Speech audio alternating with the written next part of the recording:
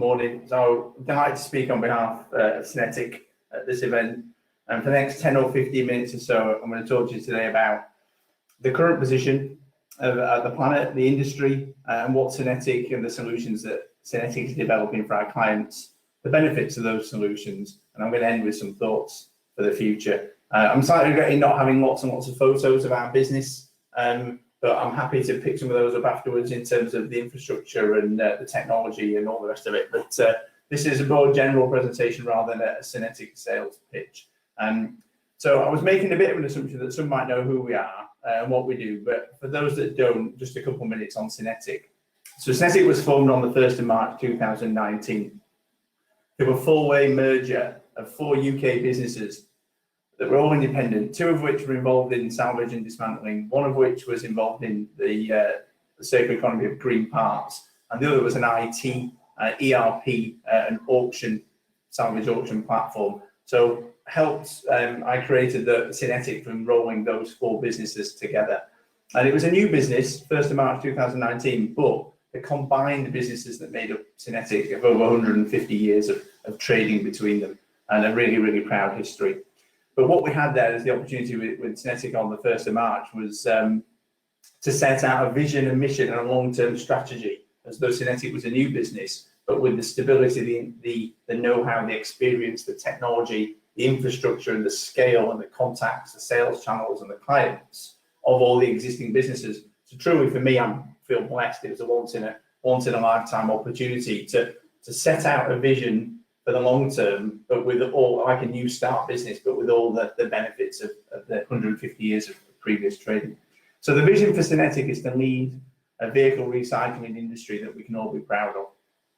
So we're all behind that, and we work every day on that basis. And that's the what, but the how we're going to achieve that and how we are executing against that is in 3 parts. So it's integration. So that's the integration of technology at the front end for our insurance clients. And it's the integration at the back end to drive sales channels and greater adoption of reuse and recycling. And it's also the integrated salvage and dismantling offer that we provide. And I'll touch on that in more detail later. The next pillar of our market leadership strategy is innovation. So that's innovation in commercial structures. That's innovation in CSR partnerships. That's innovation in IT and technology. And that's also innovation around electric vehicles, maximizing the reuse and recycling of electric vehicles. And then the third and perhaps the most resonant pillar of that, our market leadership strategy, is sustainability. And our aspiration is to be demonstrably the most sustainable business in our sector. And our integrated model allows us to do that. So that's a little bit about SYNETIQ. I'm just going to move on. Just tell me if these slides have moved on. I really hope we do. That moved on? Say yes, hopefully. Thank you. So big picture. We all know about this. I won't read what's from the slide. I'll let you read that. But there's just under 8 billion people on the planet. I think 1.3 of those live in India. That's 1 billion more on a global basis than there was 10 years ago. What's on the slides is pretty terrifying to me. In addition to that, we lose more than 8 million acres of forest a year globally. The biodiversity loss estimates are between 100 to 1,000 times higher than the naturally occurring extinction rate. 30% of every piece of element of food that is produced globally is wasted, doesn't get eaten. And transport globally produces a billion tons of CO2 a year, which is about 2.5% of global emissions. So in short, for this piece, my belief, which is why I work in circular economy, is how we feed ourselves, how we clothe ourselves, how we house ourselves, how we transport ourselves has to change. How we produce has to change, how we consume has to change, and how we live has to change. And that's as individuals, as families, as businesses, as communities, as countries, which fundamentally means how we think has to change, because all those things I've just mentioned won't change without a change in mindset. So moving into the industry picture. The industry. So some shocking and thought-provoking facts, and the consequences of those are disastrous for countries, for communities, for families, for individuals. So what's the industry doing? I speak from a UK perspective, well, it's quite a lot actually, and we're doing it well and have been for some time. So the automotive industry is a strong exponent of recycling, embrace sustainability agenda regarding powertrains, emissions, materials, technology, and recyclability. So we start from a really good position of insight, experience, and a desire. So in short, both the will and the skill are there, and the requirement to do it is obvious. So as you'd expect in the UK, it's a mature, very well-regulated, compliant market. And as the market leader in that market, as you'd expect, we're fully compliant with those requirements. The question we're asking ourselves daily at SYNETIQ is, and that's in collaboration with our clients, how do we go further?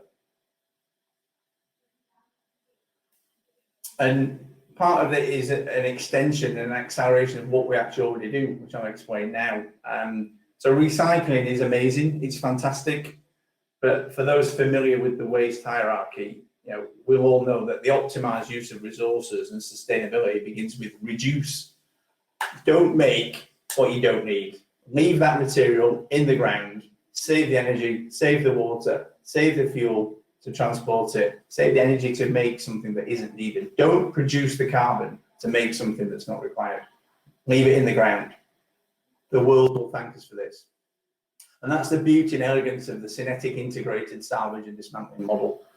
So you might be a bit surprised to hear me talk about salvage and dismantling as beautiful and elegant, but it is, and to me it is, but I'll leave you to decide once you've heard what comes next. So SYNETIQ, our integrated solution, it ensures the best outcome for every vehicle that we receive, both financially and environmentally. So we're optimizing the value across those through those two lenses. So if the vehicle can be safely resold to be used to provide affordable personal motoring, we sell that vehicle through our own market-leading online auction platform, which we've developed ourselves by virtue of having a technology business as part of SYNETIQ. So this retains, really important, this retains that vehicle for its intended purpose. Its intended purpose is to transport somebody from where they are to where they want to be. So that reuse is super, super important to us. It also maximizes the value economically of that vehicle for our clients. So this reuse reduces the need for a new vehicle to be purchased. Pretty obvious. But where a vehicle isn't suitable for sale, we will dismantle its components to be reused to repair other vehicles. So this keeps the current vehicles on the road. And again, this reuse reduces the requirement for new replacement parts to be manufactured and fitted. And then, as an addition to that, through our mechanical solutions team, we provide a range of remanufactured engines and gearboxes. These meet the highest standards for fleets and insurers. And again, the cost, the materials, the virgin material use, the cost and the carbon of building an engine versus fitting a remanufactured engine is absolutely huge. And the cost benefits are obvious, and the carbon benefits the same. So with that SYNETIQ's integrated and circular model, it ensures that salvage vehicles are not treated as waste to be recycled. So if you treat something as, if you call something waste, you treat it as waste.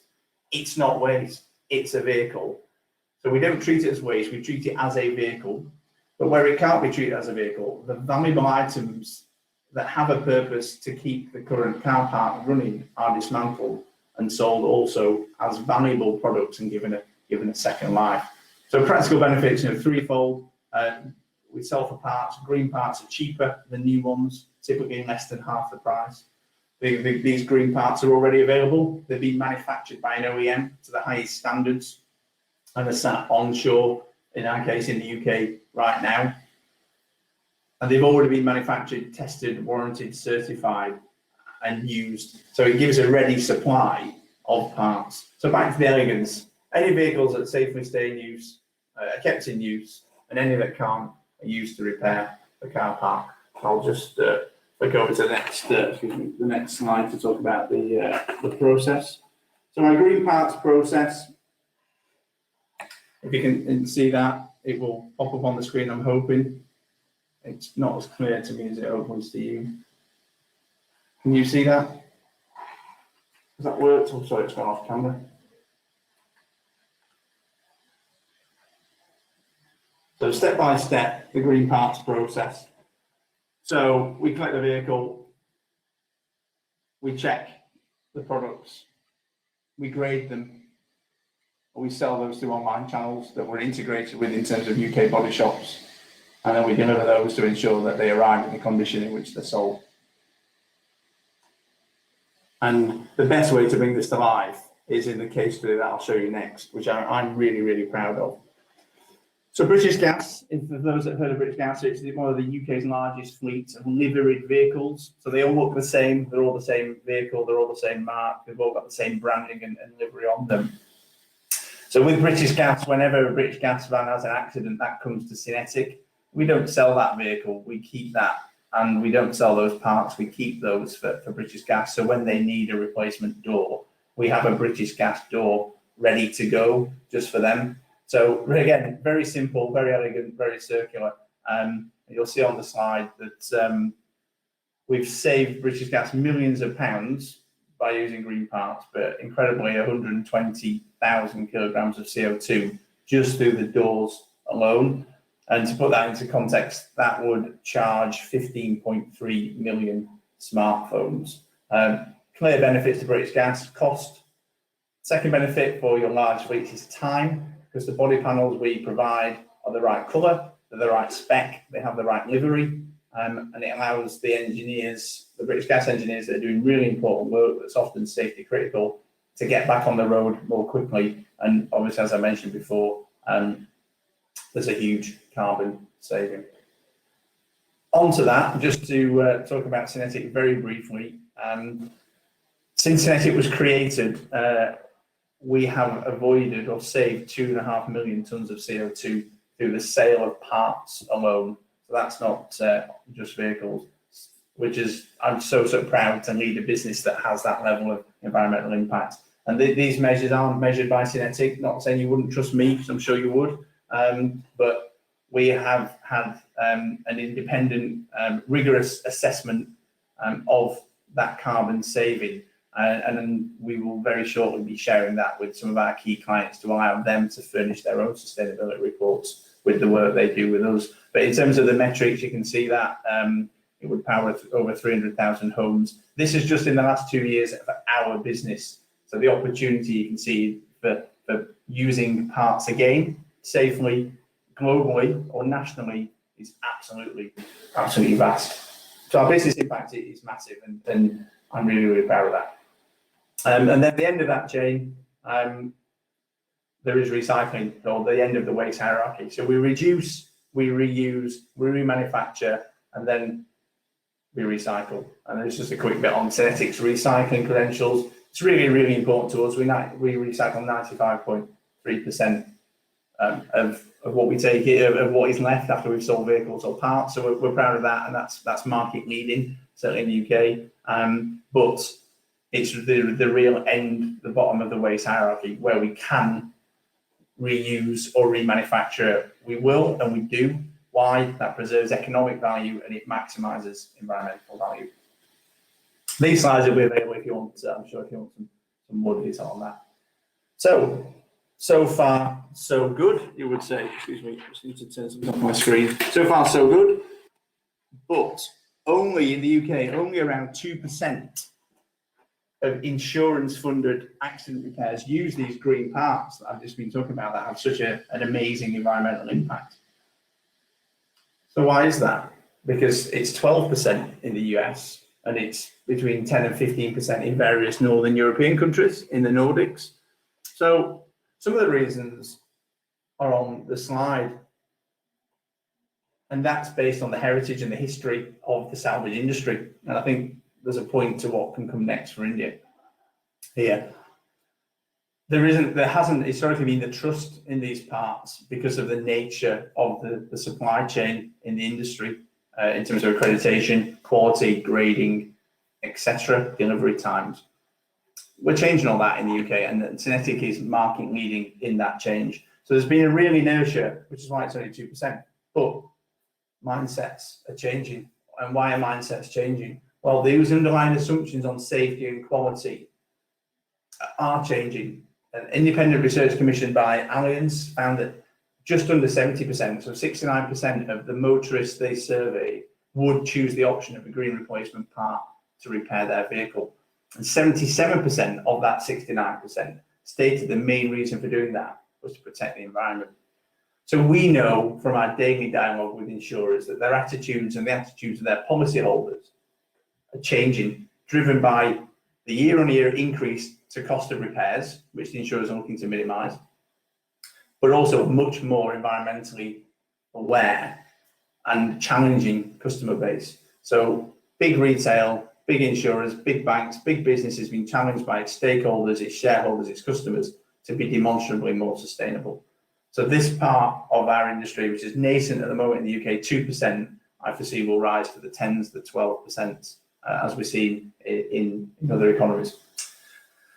So that's a glimpse into the future, and SYNETIQ will be at the leading edge of that. And I guess just what I want to do for the next minute or so is just give you some of my views on the thoughts for the future. So if I let me just make sure I put that slide on. That's strange. Just got into some kind of hibernation mode. Just check. Next, have we got the next slide? No.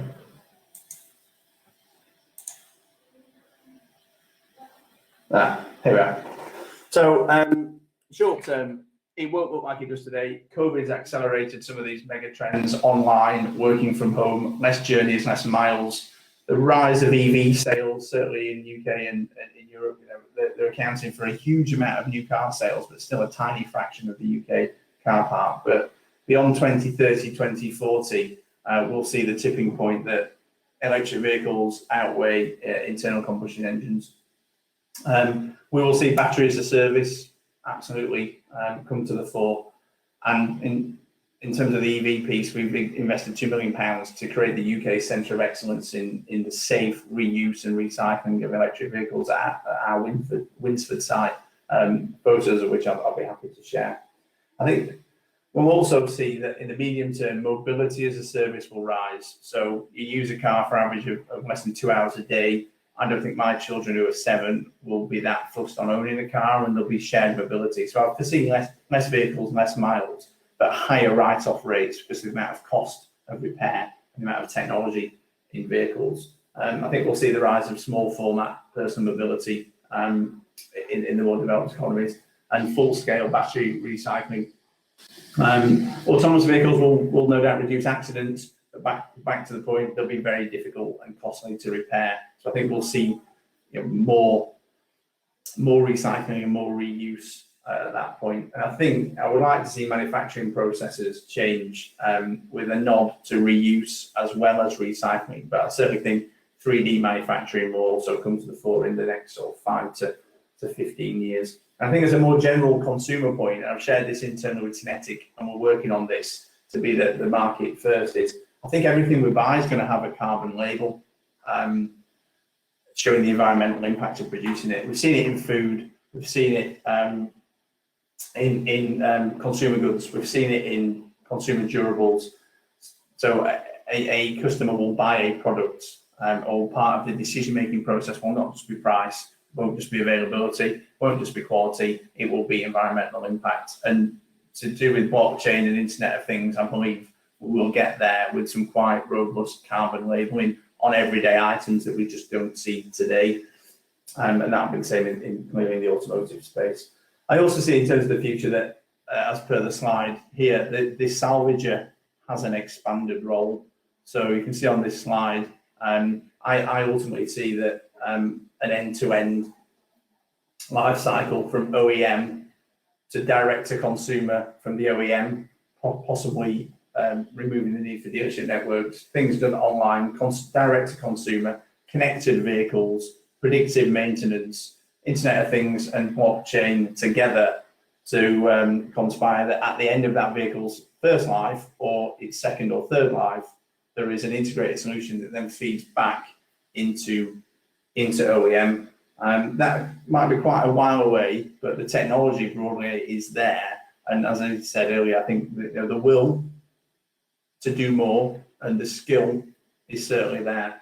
And one thing I do know is that the future will look different, but certainly from a UK perspective, SYNETIQ will be at at the front of that development and proud to be the most sustainable business in the sector. So on that note, hopefully you found that helpful and useful. I'm happy to now take questions. Thank you.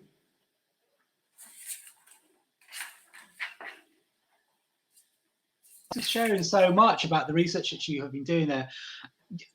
I always look for a word when I'm listening to these speakers, to these presentations, and you used it a couple of times. The word, you was really proud, and you had pride in what you was doing, and I think that's a message that we all have to do, because within our community, because we have to understand that we have an important role to play. And sorry, I'm just getting some text messages coming through.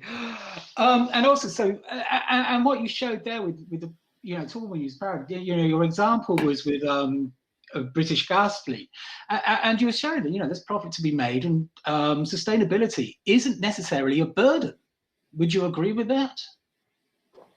Hayden, 100%. To do the right thing for the client, do the right thing for the planet, mutually exclusive, if you have the right model. And this is back to the point of, I feel blessed to work in a business where the model, the more we can reuse, the more money SYNETIQ makes, the more value economically we retain that we can share with our client, and the less, the less environmental impact we have.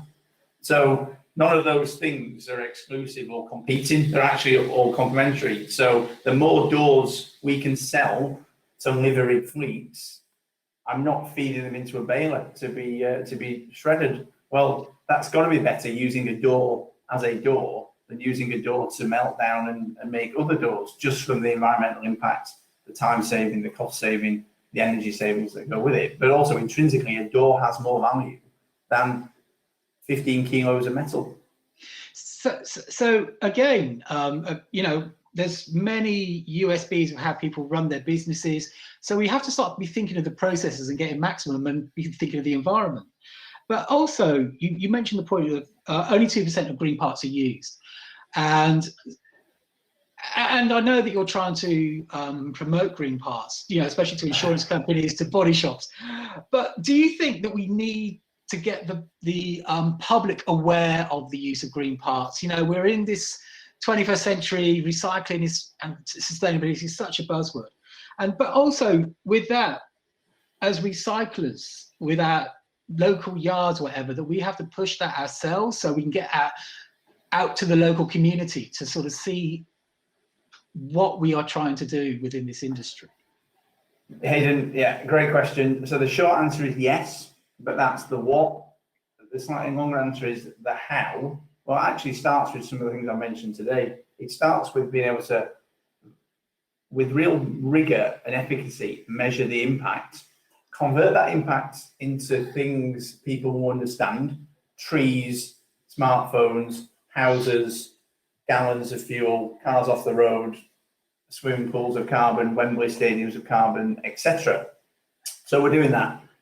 That's the first point: accurate measurement with rigor and efficacy. Then real world translation, then collaboration, reputation, brand, profile, platform to tell that story. Yeah, I agree, and it's great to know that you're doing that, and that's the way you are thinking. It's so encouraging. I've asked, sorry, I could ask you some more questions myself, but let's see what everybody else is asking. We've got Tim McCarthy. He's asked, Tom, looking at India and its current level of vehicle recycling standards, what would you suggest as some initial priority steps required to help improve this industry's development? Yeah, I mean, it's a fantastic question. So I don't know the specifics hugely well. I've learned a lot from listening in prior to my session. So I would come from this at a common language. So what do we mean when we say recycling? What do we mean? Just codify the terms and the norms so they mean the same thing in different geographies and in different stratas of the segment. So a common language, a common standard, or at least a framework of common standards. So what constitutes a reusable part? What constitutes a part that can't be reused? So that would be safety, that would be possibly aesthetics, but that would be, I think, principally safety. So common language, a relatively common set of standards. And then you have to, we have to create some incentive around this. So what is the incentive for doing it? And for me, that looks like you would try to legislate and proactively stop anything that isn't to those standards. And then the flip of the same coin, you would promote and reward and incentivize those players in that space that demonstrably met those standards. The standards come with a cost. So the cost has to be worth the upside. So for me, that would be the basic government procurement, preferred supplier lists, contracts and work and economic value accruing to those businesses that invest in standards and safety and quality. Because I think otherwise, if there isn't the incentive, you're not going to get the progress that you want. Okay, thanks very much for answering that question. This is coming from India itself. Oh, sorry, I am assuming it is from Joshi. Hi, Tom. How do you ensure quality in your used car parts? Yeah, great question. So we've got a number of a large number of appropriately qualified people. We've got 150 years combined experience.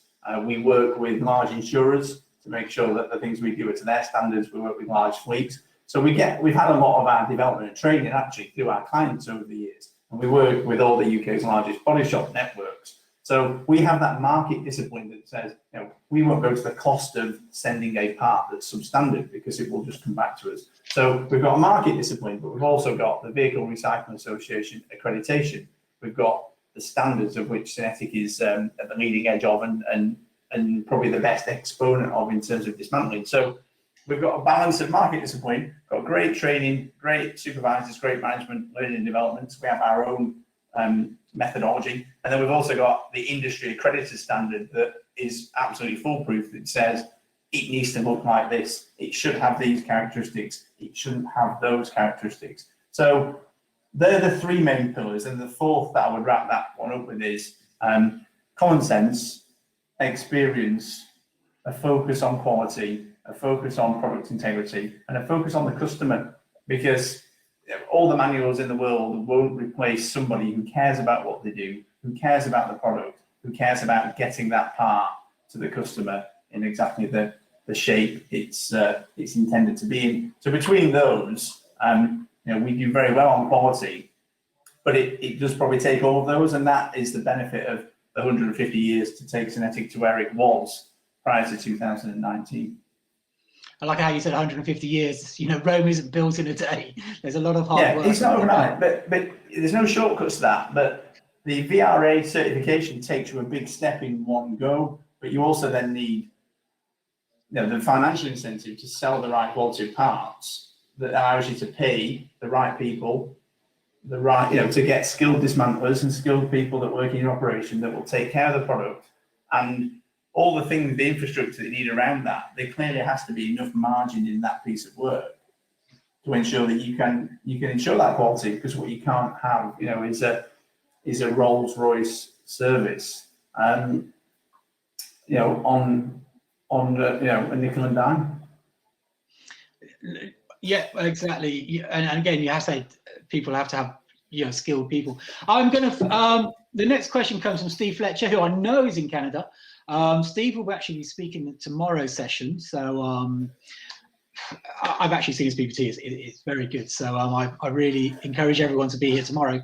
But Steve does ask, how does SYNETIQ calculate the GHG, which is the greenhouse gas saving of its parts, and is that all reuse or includes remanufacturing?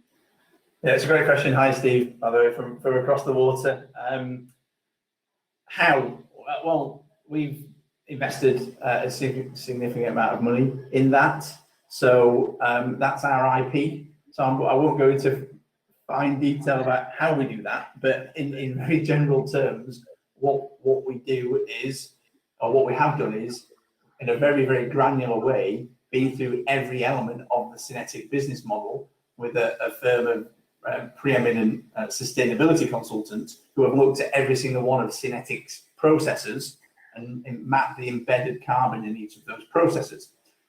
We've then applied that process to parts and remanufactured engines and sales that make up just under 90% of our total sales.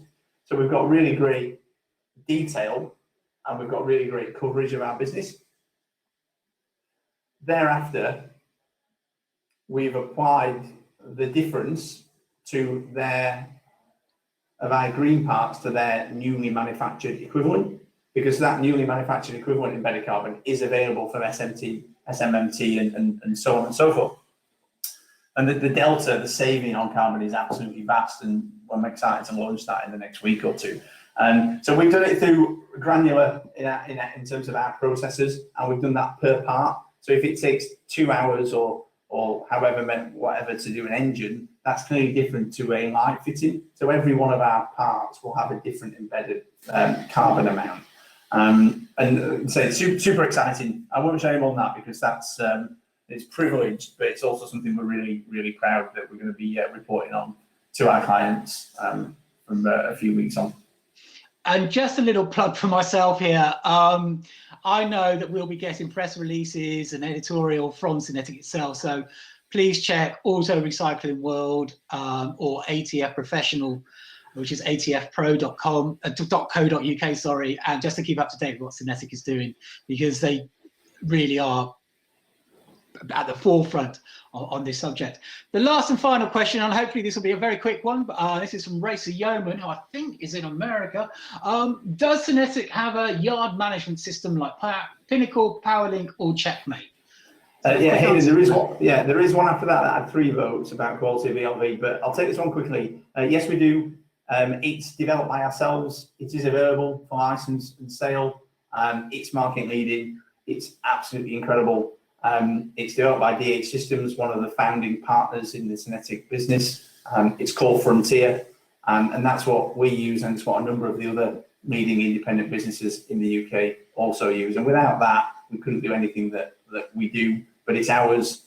We constantly improve and develop and refine it, and it's absolutely priceless because the amount of inventory we've got 150,000 parts for sale or more at any one time, and we need that. And we run like a very slick food or FMCG business when it comes to logistics, albeit we're in salvage and dismantling. Okay, thanks. Tom, I was a bit confused. Do you answer the final question we have here, if you're seeing them? It's up to you. Very briefly, it was just the quality of ELV in India will not be as good as the UK as the vehicle maintenance are not adhered to. In this scenario, how do you see your model being implemented in India? Well, this isn't a play to implement the model in India, but I think it won't be the same. But what I would say is the features hold good, which is one, you need demand. How do you find that demand? An online auction is really helpful for finding demand for salvage. 2, what do you need? Standards. If you set some standards and contracts and procurement go to those businesses that have invested in standards, you start to create a market. You start to create a market discipline. And I think thirdly, more generally, the waste hierarchy is always in effect. Where you can, you reuse and you reduce. Where you can't, you reuse. Where you can't, you remanufacture. And where you can't, you recycle. So yes, it may be that a number of end-of-life vehicles are only ready for recycling, but I'd be amazed if there weren't usable parts in there. And if you have the right standards and the right integration with your buyer base and the right stock management, and a pool of willing buyers that have bought into the cost and environmental savings, you will yield more sales, more value economically and financially from that reuse. But it starts, in my opinion, with those 2 or 3 key pillars, one of which I think it'd be government and industry bodies and major corporates that would lead on, because they've got the wherewithal, the bandwidth, the economic incentive, and probably the management capability to make that happen. So it seems as in research is very, very important, especially in your own market, and adaptability is also sort of key. It is, but more practically, if a part can be reused, reuse it, but how do you connect the supplier of the part to the buyer of the part? And that's where technology platforms and procurement methodologies come in, which start small. but that's okay. You know, I'd start at government procurement level personally, rather than external market. Okay.